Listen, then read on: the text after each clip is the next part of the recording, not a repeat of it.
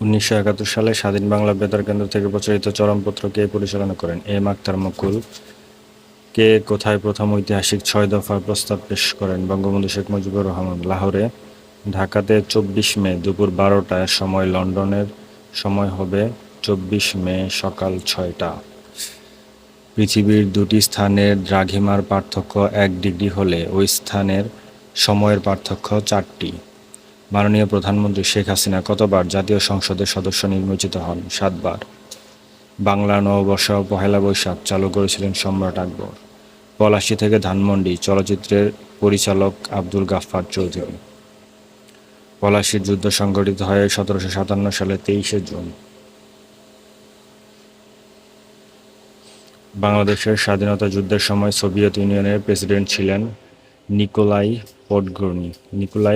1970 সালে সাধারণ নির্বাচনে প্রধান নির্বাচন কমিশনার ছিলেন বিচারপতি আব্দুস সাত্তার। 1954 সালের নির্বাচনে যুক্তফ্রন্ট 223টি আসন পায়। ইউরোপিয়ান ইউনিয়নের সদস্য সংখ্যা 27টি। 1970 সালের নির্বাচনে জাতীয় পরিষদে তৎকালীন পূর্ব পাকিস্তানের আসন সংখ্যা ছিল 169টি। টেকসই উন্নয়ন অভিষ্ট লক্ষ্যমাত্রার জন্য কতটি অভিষ্ট নিয়ে উপনীত হয়েছে? 17টি। বাংলাদেশের জাতীয় সংসদ বর্তমানে মোট কতজন সদস্য? 350। 21 ফেব্রুয়ারি কোন সংগঠন আন্তর্জাতিক মাতৃভাষা দিবস? ইউনেস্কো। ব্রিক্স প্রতিষ্ঠিত ব্যাংকের নাম কি? New development bank. The spirit of Islam Syed Ameer Ali.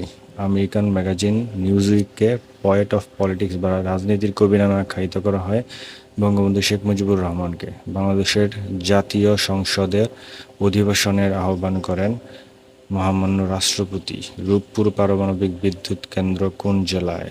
পাবনায়। বঙ্গবন্ধু কর্নার 6 দফা ঘোষিত হয় কবে? 5 ফেব্রুয়ারি 1966। মুক্তিযুদ্ধের সময় বাংলাদেশের স্বাধীনতা লাভের বিরোধিতা করেছিল জাতিসংঘের নিরাপত্তা পরিষদের চীন এবং যুক্তরাষ্ট্র। 1971 সালে ঢাকা শহরে অপারেশন সার্চলাইট পরিচালনার মূল দায়িত্বে ছিলেন জেনারেল রাও ফরমান আলী। বেলা অবেলা কালবেলা লেখক জীবনানন্দ দাশ।